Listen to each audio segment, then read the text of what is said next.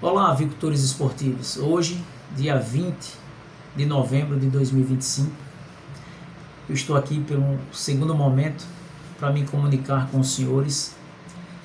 Neste momento, trazendo um arrazoado que a gente elaborou, tentando levar para o universo do galismo algumas informações que possam fundamentar eventuais defesas.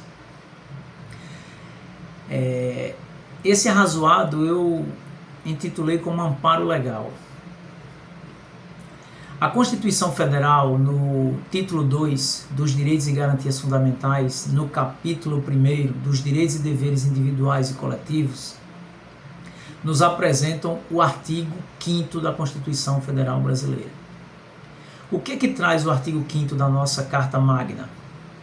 Todos são iguais perante a lei, sem distinção de qualquer natureza, garantindo-se aos brasileiros e aos estrangeiros residentes no país a inviolabilidade à vida, à liberdade, à igualdade, à segurança e à propriedade nos termos seguintes. E aí eu destaquei alguns incisos da nossa Constituição para que vocês reflitam.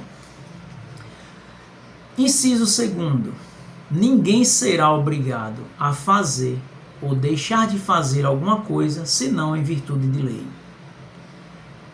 Eu desafio alguém no país que me apresente uma lei que criminaliza os espaços de seleção para reprodutores. Se não existe crime, existe o consentimento. Não existe nenhuma lei criminalizando, então a Constituição é quem diz isso, não sou eu. Inciso 39. Não há crime sem lei anterior que o defina, nem pena sem prévia cominação legal. Senhores, não há crime sem lei anterior e não existe no Brasil lei. E por que os espaços de seleção para reprodutores no Brasil é criminalizada pela opinião pública e em algumas decisões em tribunais? Eu insisto, por desorganização dos criadores.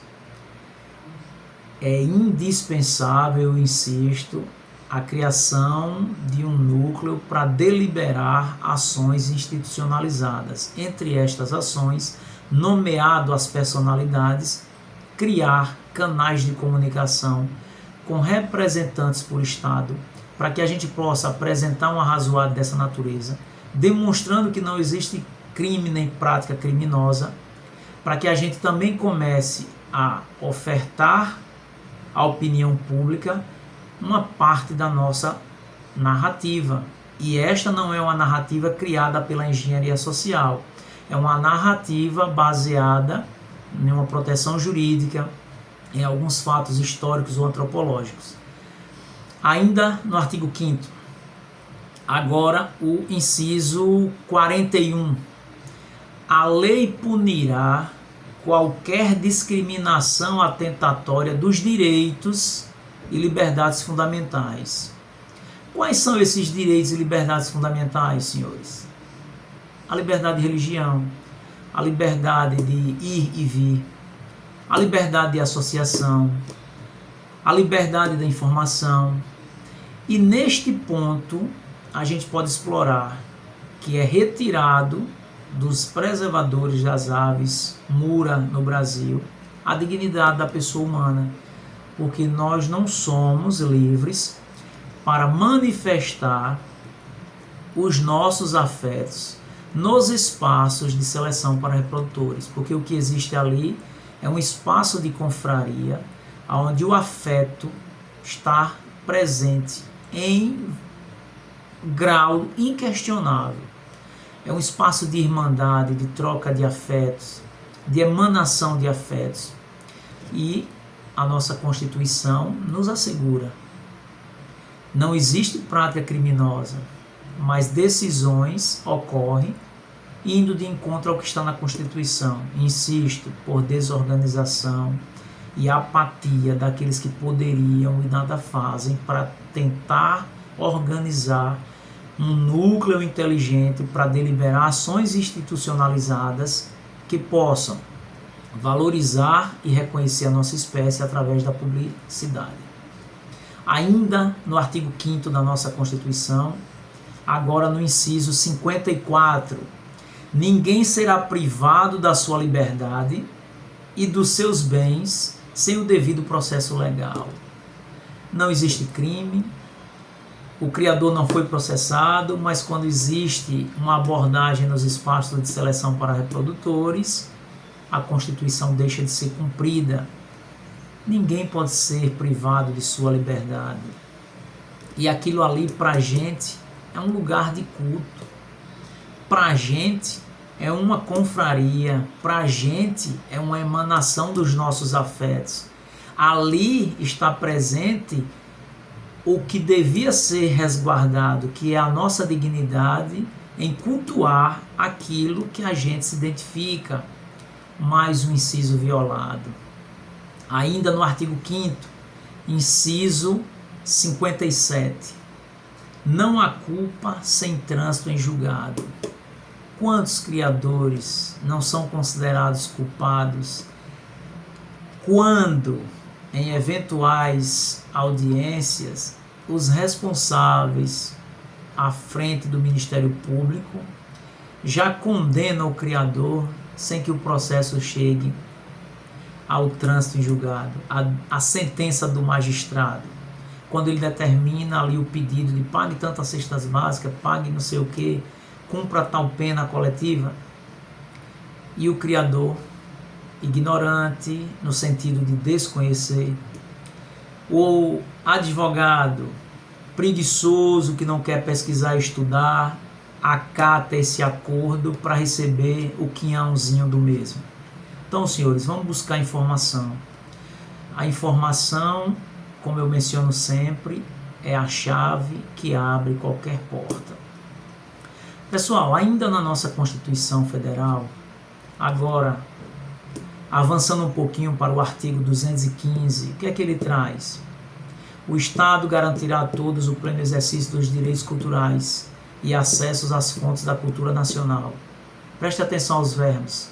E apoiará e incentivará a valorização e a difusão das manifestações culturais. Acontece isso com o galismo? O galismo é ou não é uma manifestação cultural brasileira? Ainda que esteja sendo colocada fora da janela de Overton e estamos sendo marginalizados. É sim, senhores, uma manifestação cultural viva e presente. A prova é que existe uma caçada contra os preservadores dessa espécie. O que é que traz o parágrafo 1º do artigo 215 da Constituição Federal Brasileira? O Estado protegerá as manifestações das culturas indígenas e afro-brasileira e das de outros grupos participantes do processo civilizatório nacional. Pessoal, aqui o Constituinte foi bastante feliz. Toda e qualquer manifestação cultural do nosso país, ainda que não esteja catalogada, deve ser protegida pela Constituição. Basta que ela tenha feito ou faça parte do processo civilizatório nacional. O que seria esse processo civilizatório? É o que Darcy Ribeiro vai chamar da coxa de retalho, senhores, do povo brasileiro, que não é Brasil. O mesmo intitula de Brasis, porque é o Brasil do sulista, do sertanejo, do índio, do negro, do europeu. Ou seja, a coxa de retalho que é constituída por esses traços de povos com características e culturas distintas, mas que constrói o tecido social brasileiro. Vamos prestar atenção, senhores, vamos nos organizar. Existe amparo legal, existe segurança jurídica. O que é que traz o artigo 225, avançando um pouquinho mais, da Constituição Federal Brasileira? Todos têm direito ao meio ambiente ecologicamente equilibrado, bem de uso comum do povo e essencial à sadia qualidade de vida, impondo-se ao poder público e à coletividade, ou seja, o povo, o poder de, preste atenção aos verbos, defendê-lo, e preservá-lo para as presentes e futuras gerações. Pessoal, as presentes e futuras gerações só irão conhecer o galegismo se nós soubermos preservar a nossa manifestação cultural. Se depender do poder público, não existe incentivo, muito menos proteção. Mas a gente pode de forma inteligente. Quando nós publicamos pela Associação Sergipana 5 obras, a gente não se preocupou se ela ia agradar ou desagradar, a gente se preocupou em deixar registro histórico. Foi enviado uma antologia para 44 bibliotecas estaduais e municipais. Foi deixado exemplares na Universidade Federal e nas universidades privadas.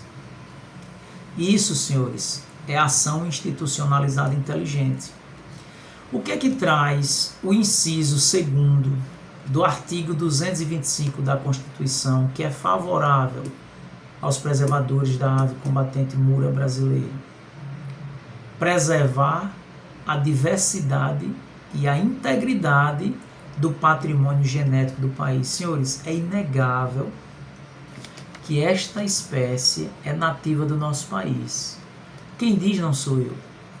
Quem diz é a Lei dos Crimes Ambientais, a Lei 9.605, de 98. Ela diz o quê? Aliás, não sei se é 98, me falhou agora a memória. Eu sei que a lei é a Lei 9.655, a Lei dos Crimes Ambientais. Ela traz no artigo 29, parágrafo 3º, que toda e qualquer espécie que tenha parte ou seu ciclo de vida completo em terras ou águas jurisdicionais brasileiras, ela é nativa.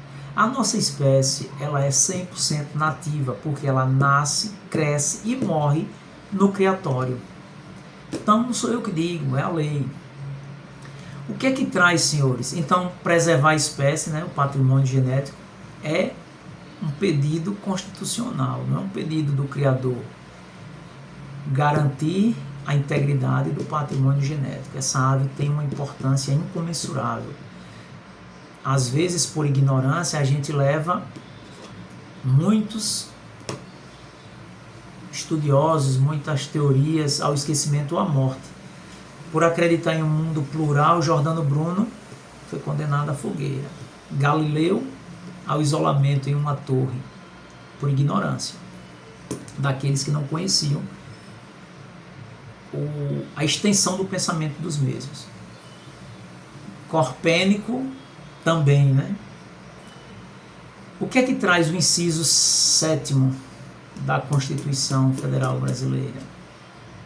Proteger a fauna e a flora, vedadas na forma da lei, as práticas que coloquem em risco sua função ecológica, provoquem a extinção de espécies ou submetam os animais à crueldade. Pessoal, esse aqui é um inciso muito utilizado por aqueles que defendem a causa animal, que é contra os preservadores da ave mura no Brasil. Mas é importante a gente destrinchar esse inciso 7º. Nós somos preservadores ou não? Usurpamos uma função que devia ser do Estado. Não existe mais na natureza, no Brasil, essa espécie. Então, a responsabilidade hoje de preservação, seguindo o que preconiza a Constituição, é dos criadores, e nós o fazemos. Não existe um censo, mas existe um registro antigo do professor Sérgio Alves Teixeira, da Universidade Federal do Rio Grande do Sul, onde ele apresentava mais de 1 milhão dessas espécies. Isso parece que do ano 2010. Crueldade e maus-tratos. Não existe a prática de crueldade ou maus-tratos por parte dos criadores das aves combatentes. O que existe é a preservação da espécie. Maus-tratos para quem faz a incubação do ovo, espera ele eclodir, começa a se dedicar desde pintinho até a idade adulta, que é um ciclo bastante complexo, que não cabe aqui a explicação. Se fosse pessoas com um viés e um prisma de crueldade ou maus tratos, não teria toda essa dedicação tempo e custo. Pessoal, é importante a gente lembrar que para fundamentar esse amparo jurídico, é importante também trazer relatos de quem entende de fato sobre espécies, que são os ecólogos e biólogos. E aqui eu vou trazer um relato de ecólogos e biólogos no tocante à manutenção e conservação de uma espécie. O que é que eles dizem? Que nenhum instinto natural deve ser reprimido. Nenhum instinto natural deve ser reprimido. Para coadunar com esse pensamento dos ecólogos e biólogos, a gente pode citar o que a Organização Mundial de Saúde Animal traz como 5 liberdades, que é permitir que cada espécie desempenhe suas habilidades e características inatas, que são naturais. É importante a gente lembrar de um relato também de um imortal da Academia Brasileira de Letras, Ivanildo Bechara, quando ele diz que, por mais semelhante que as espécies possam ser, nenhuma substitui a outra. Existem várias espécies de cobras, todas são cobras, mas nenhuma substitui a outra. Por isso a gente precisa preservar as espécies. Se não alcançamos, através do nosso intelecto, a capacidade de compreender o que esta espécie tem a nos oferecer sendo preservada, a gente não pode levar a mesma à extinção.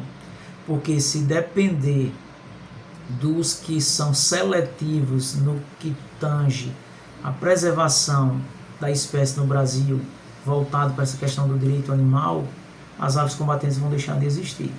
Porque o olhar dos mesmos não é para a espécie, é um olhar criminoso para os criadores. E isso é preocupante.